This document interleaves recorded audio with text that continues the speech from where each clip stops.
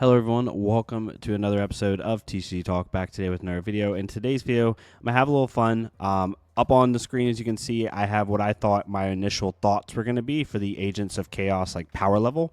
And as I've played the deck and had some more testing, I've found some other ones that I enjoyed more than others. So I'm going to kind of give you my new ranking on where I see the power level of each agent and its utility, and show you how things have changed as I've been going over this. Because as everyone knows, when a new set comes out, you have all these theories on how cards and interactions are going to work.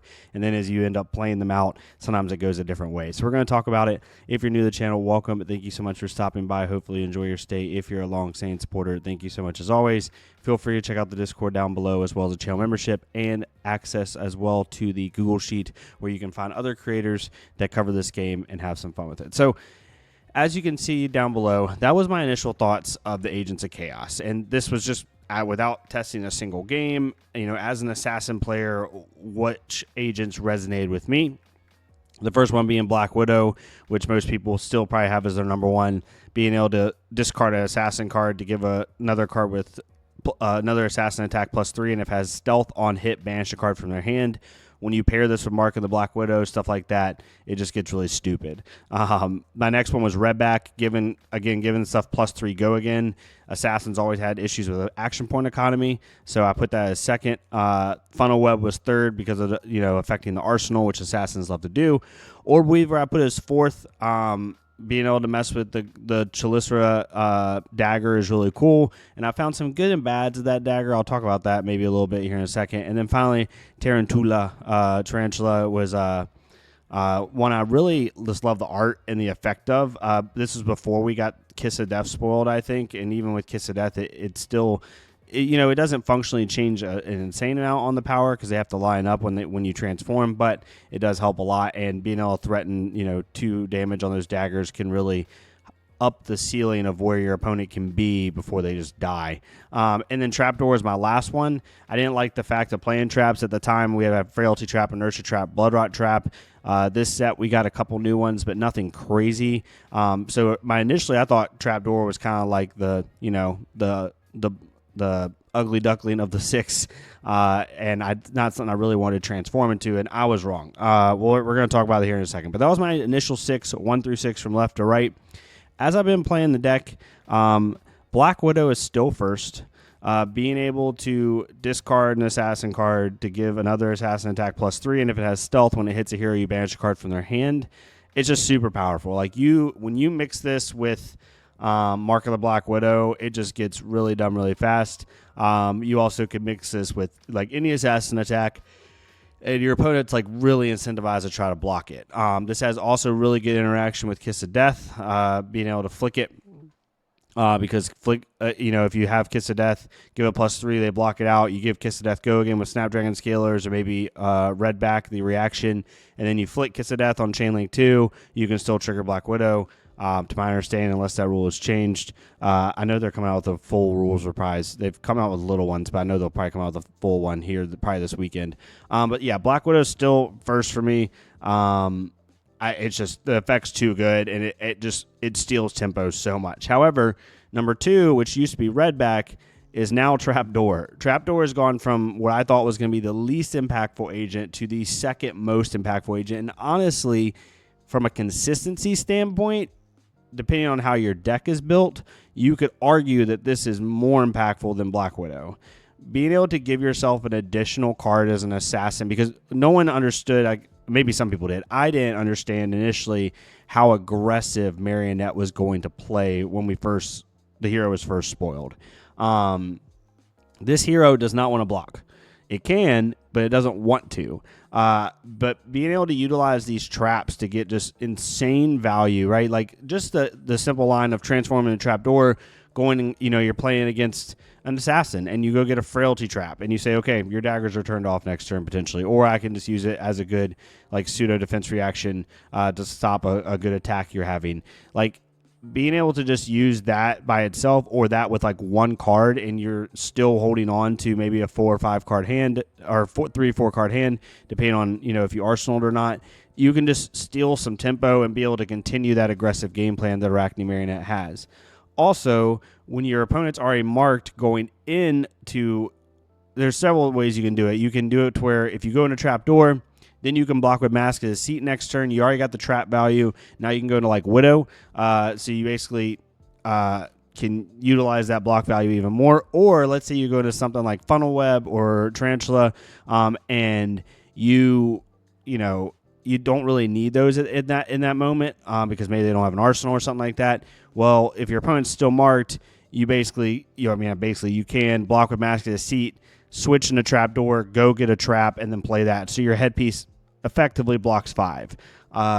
It just gives you really, really good value. If this happens multiple times a game, like you're just able to, eke out a little bit more tempo by being able to utilize that extra defensive card in your hand. And I've just, this has felt to me really good. Now you have to build your deck a certain way. You can't just run like one trap or anything like that. Frankly, right now, I'm constantly changing cards out. My most recent list should be updated. If it's not, I'll update it publicly. But I have 6 traps in my sideboard. I have 3 Inertia Trap and 3 Frailty Trap. And depending on the hero I'm playing, I'll put in different ones. Because you can still discard the traps because they're assassin cards. Like, for example, Black Widow says, discard assassin card. You can still discard them in order to get the +3 value. So if they don't brick as much as like a Sink Below or a Fate Foreseen might in this deck when you really can't utilize it if your opponent like Arsenal passes or tries to set up, right? So really good for that. Just has really good value, but you do have to build your deck and you have to be willing to run traps, which in this meta, most of the top heroes, Frailty and Inertia Trap like apply to, so it's not like you're losing a ton of value there. And it all depends on how you want to play it, but Trapdoor has moved all the way up to me as the second most impactful agent, and you could argue the first in terms of consistency, depending on how you're playing your deck and how it's structured. Third is still Redback. Redback's still up there. It just went from second to third. Once per turn attack reaction, discard an assassin card. Target assassin attack gets +3. If it has stealth, it gets go again. When you transform this and you arsenal, I love transforming into this when your opponent like tried to block you out a little bit. Maybe they're on like a 2-card hand going into your defensive turn, and you end on like an arsenal, and you're able, or you even better, you like Codex and go get like the one Leave No Witnesses in the deck, play it, they block it, and they're marked, and then you ponder, transform into Redback, and all of a sudden you have a 5-card hand. Like you're just able to utilize this to swing, your first stealth attack's gonna come in for 6 go again off of 2 cards, and hopefully you have like 3 cards left in hand. You swing another stealth attack. Maybe you have one more reaction. You can do like 12, 15 plus damage turns with this card. Really, really good, and I really enjoy it. It's consistency offensively when you're wanting to push aggression. It just works out really, really well. So that's Redback for me. Sorry, my phone went off, completely threw me off. Then we have Orb Weaver. Orb Weaver is still 4th for me. I'm still trying to figure out how to use Chalicera effectively. The dagger is very good and bad, at least the way I'm playing it. And if I'm playing it, if you know another way you're playing it that makes more sense to you that I don't explain here, let me know. But Chalicera is really weird because if your opponent's marked, you don't want to lead with Chalicera because then if they'll do, yes, it's a 2-go against a pseudo Graven Call, but then it unmarks them. Whatever, right? And then you have to try to remark if you want value in your base form. If you're transformed, then it's not as impactful, but it can be if you have a stealth attack that cares about marking, like Mark of the Black Widow. If you lead with, and if you're marked and you lead with your Clave to try to get some value in base form, maybe they let you remark, but then you're risking swinging with Chalicera because if you do, then they'll unmark it, and now in your base form, it's a really weird attack that you don't really use that often. You really want to use it, in my opinion, and probably what it's meant for, in your transformations because it is a stealth attack, so you can give it +3 and trigger things like Redback because it says discard assassin card, target assassin attack gets +3. If it has stealth, it gets go again. So you can do that in your transformation turns, and that's really what it's meant for. But Arakni Marionette's base form is so powerful that the buff you get in transformation turns sometimes isn't worth the weirdness it forces you to do on your base form. And if you don't have like pick up 6 and run or pick up the point, then all of a sudden you really you're forced to keep that one dagger, that one Clave round, because you have to keep a Clave round. Flicking away a dagger in this deck is more impactful than people think. And yes, you can get chip damage and do things like that. It has some good synergy with Savor Bloodshed if they're already marked, but it just depends. You have to build your deck right. You have to sequence correctly. But for this agent, being able to discard assassin attack and equip the token is nice. Your next attack with stealth this turn gets +3. It is a good way to have a 1-card 4 basically, because then your graphene costs 1 less to activate if you already have an open slot. I most of the time use this just to get the +3 in general, like a +3 buff. But yeah, Chalisra is still a weird card. I personally just like running double clave. I don't try to go into Chalisra because even transformation turns, like if you have a 3-card hand and you don't go into Weaver, and let's say you're in Redback, or not even Redback, let's say you're in a really good one like Widow, and you have a 3-card hand, and you play, you swing your Chalisra while they're, you swing their Chalisra and you have 2 cards left in hand. They can try to play around 7 if they think you have another reaction on top of your discard, but if you have a 2-card hand or a 3-card hand, they can play around it a lot easier because they know it's coming in for 4, right? It's not like some crazy weird thing. It's just a lot easier to play around, in my opinion. But maybe I'm playing it wrong.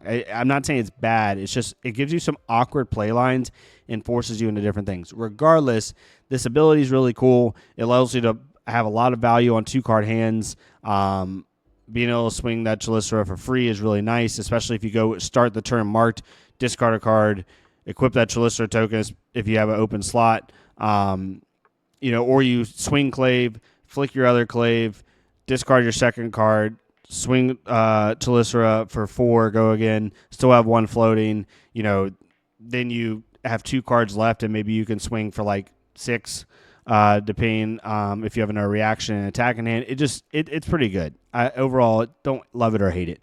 Tarantula is really, really fun. I love this card. I love the artwork. The thing about it is like this is a good in-game agent, and the agent's definitely really useful, but in the beginning game, it's not as crazy. It has a really good combo with Kiss of Death, because Kiss of Death basically says on hit, deal an additional 2 damage.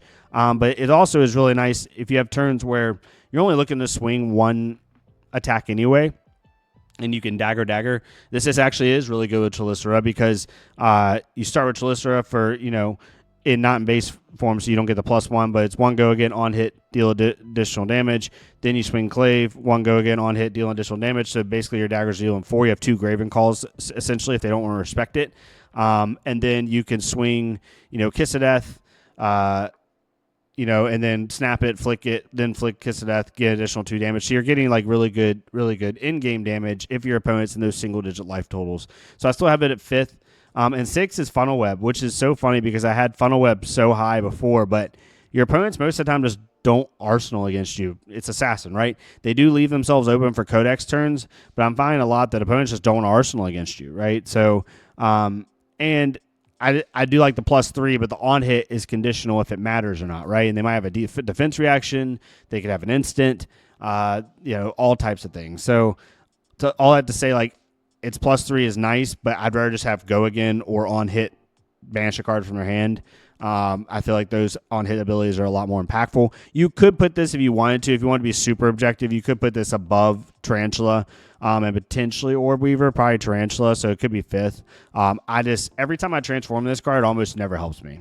That's the way I felt it. But that's where I have the agents right now. Hopefully all this made sense. If there's something I said that you don't agree with, or there's something I didn't say that you've really found in your games, let me know. It's been really fun testing these agents, having some fun with it. I'm feeling pretty good about the deck finally. I finally got into a spot where I am happy with where it's at. So I'd love to hear your thoughts as well. But thank you all so much for listening.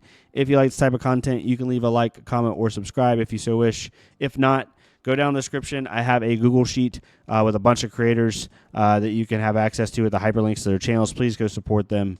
If you're not on the list, I've seen some comments again. Go in my Discord, tag me, like go in the self-promo chat, put your channel in there, and at me. As long as you're making like semi-consistent content with Flesh and Blood and it's positive, I'll add you. But I've had a couple people say like I'm not on the list, and I'm telling you, go in the Discord, do it, and I will add you. But I can't just do it from the comments themselves, because I got to confirm it's the right channel. So all I'd say, thank y'all so much. Y'all have a great rest of your day, and I'll see y'all next time on TCG Talk.